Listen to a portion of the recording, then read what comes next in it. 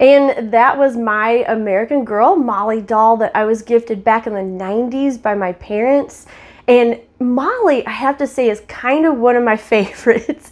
Her books center around World War II, and I was fascinated by the whole victory gardens and rationing and some of the cooking that she had to do in her cookbooks to try to get around that rationing. And it's interesting to see the progression of Molly as she learns more and more about the war. You can see where in the beginning she is only minorly inconvenienced by the war, and it wasn't until she met Emily Bennett, who was sent to the United States from England to escape the bombings, that she finally realizes some of the extent of the war and how much it's affecting other people. Now, some of my other favorite aspects to Molly's story was she got to go to camp, something that I had wanted to do so bad and kind of still want to do even as an adult because it still looks like so much fun. But there was another reason Molly was kind of my favorite too. She kind of looked like me. You know, I used to have my hair very long. Mom would put it in pigtails just like Molly. And at a young age, I also ended up having to wear glasses. So having a book character and a little doll with glasses like me, I thought was so cool when I was a kid. So let's go ahead and take a look at this cookbook. It's super cute. It's got a lot of great historical information in it, which I really enjoyed. And I think the recipe is gonna be a good one too, because just like in Molly's day, it's actually going to help me use up some of my kitchen scraps that I need to use up instead of wasting. So let's go ahead and get started. And here's Molly's little cookbook. Such a cute little cover. You can see she's got her Victory Garden vegetables, and she's actually made what we're going to make today. So just like with the other ones, you get a history of what it would have been like to cook in the 1940s, what your kitchen would have been, except the difference is we're now talking about shortages and rationing. We have lots of little snippets of history of what it would have been like in the 1940s to set your table, what kind of songs you might listen to. And then, of course, we get into our recipes. Now, I thought it was really interesting that they talk about women going to work in the munitions factories and doing the jobs that, you know, they had to because the men were gone on the war front. And so a lot of these recipes reflect something that would have been easy to put together because you had to hurry up and get to that factory on time. So I thought that was really interesting. So I'm really glad that they included that aspect of the home front because this reflects what was going on in a lot of households across the nation. And then we come to Molly's favorite foods. And I ultimately chose a recipe from this really cute little chapter. I just wanted to show you these little jelly flags real quick before we get to the recipe we're doing. That is so cute. I love that idea for 4th of July picnic. I think that would be a real hit on the table. But ultimately, I decided on this Victory Garden soup. And one, because I figured we'd really like this. It had a lot of good things in it. But number two, I really do have some garden produce that I need to use up. So just like Molly doing her Victory Garden and her rationing and her waste not, want not, I thought this would be a great recipe to help me waste not, want not in the kitchen. And I think it's going to be a really good one. I was really glad they included this little blurb here. It's totally in keeping with the 1940s rationing. We have the idea that if you can't find, you know, everything or you don't have everything on this, swap out some veggies because that's exactly what they would have done. And that's what I had to do because the grocery stores I went to yesterday did not have turnips. So I'm substituting squash that I got out of my parents' garden. So we're gonna go ahead and get all of this chopped up and put together. And I almost forgot, there's one other reason why I chose this. It calls for lettuce. I have never put lettuce in soup before, so I think that's kind of an odd thing, at least to me, because I've never seen it before, and I really wanted to try it.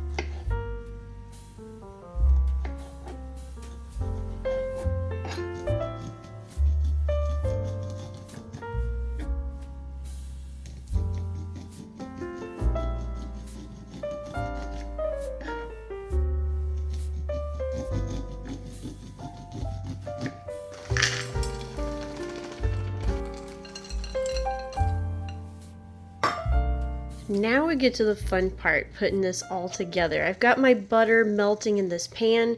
We will add the celery and onion as soon as that's ready. And our potatoes that's been boiling over in this pot are fork tender. And we're gonna do something a little odd to it. We're actually gonna mash them in the water. This is actually going to go all in our soup, the cooking water and the mashed potatoes. All right, I heard this sizzling, so this is ready. We're going to let those get a little tender before we add the rest of the ingredients. I'm really enjoying this soup so far, even though we haven't tried it yet, because I love a good soup that uses up, anything you might have in your refrigerator. And in this case, uses what you have out of your garden. And just like Molly would have done, I've got all my scraps ready to put into my compost to nourish my victory garden for next year. And now it's time to add our flour. We're just gonna stir this and cook it for about 1 minute. Next in goes our tomato juice.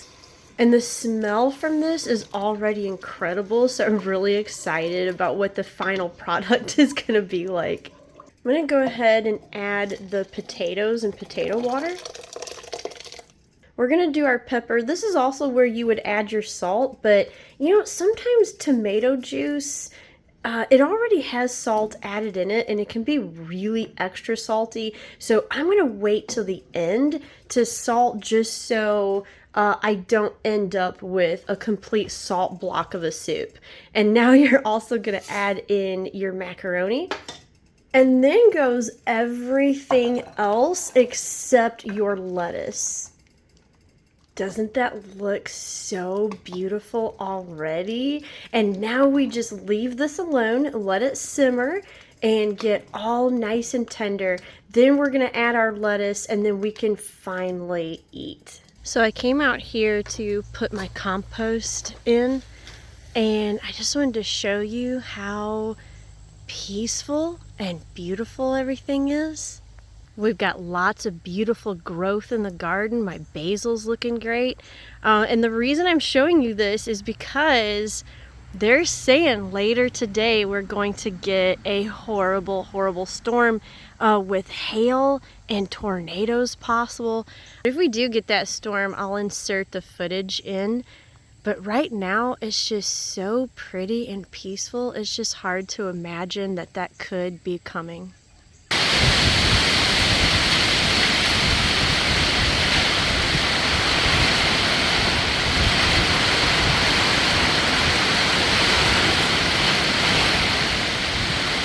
right, our soup bubbleth over. Look how gorgeous that is. And of course it made a mess, just like all really good tomato soups do. But I think it's now time to add our lettuce, which is still a bit strange to me, but I'm really curious how this is gonna turn out. So I'm gonna let this stir around a little bit and wilt, and we should be ready to actually do our taste test very soon.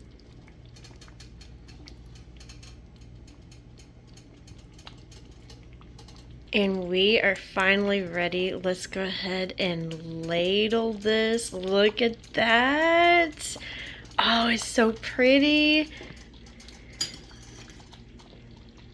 And of course, we can't leave out Molly. So let's go ahead and try this. I have a feeling this might be a new favorite. My mouth has been watering for most of the time this has been cooking, and I think it's because of the tomato juice.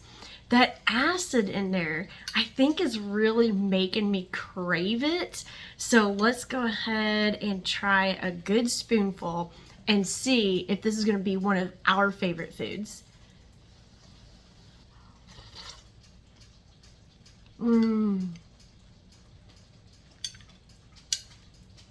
Yeah, that is so good. And I don't mind the lettuce in it. It's actually really good. So I'm kind of surprised, but not surprised, right? There was a couple little things we had to do different, like mash the potatoes in water and then add that to the soup pot, which I actually think it lended a really good and different flavor to it. And then there was the addition of lettuce. I've never seen that before. Let me know in the comments below if you've ever added lettuce to your soup. Maybe I just haven't come across it, but I do think that's really interesting, and it actually turned out good.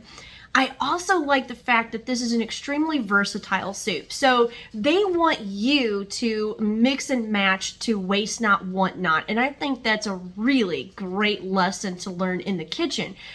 This, like I said, is geared to about 8 to 12 years old. And I think it's a wonderful way to teach children, about food waste and how to use what you have instead of going out and getting new and letting the other waste. I think this is also a great recipe if you do have a garden. You can get your child interested in planting and picking, harvesting, and then you have a great recipe to use up a ton of that produce all in one pot. So that to me is just a great overall recipe. Plus it tastes good. I really like it. This is something I would definitely make again. So great collection of cookbooks. I hope you really enjoyed seeing them and maybe perusing eBay to see if you can get your hands on some. Thanks for watching this episode. I will see you in the next one, and I hope you have a really great rest of your day. I'll see you next week. Bye. And if you like historical cooking and unusual cookbooks, here's 2 more videos you might enjoy. And make sure to like and subscribe for more foodie adventures.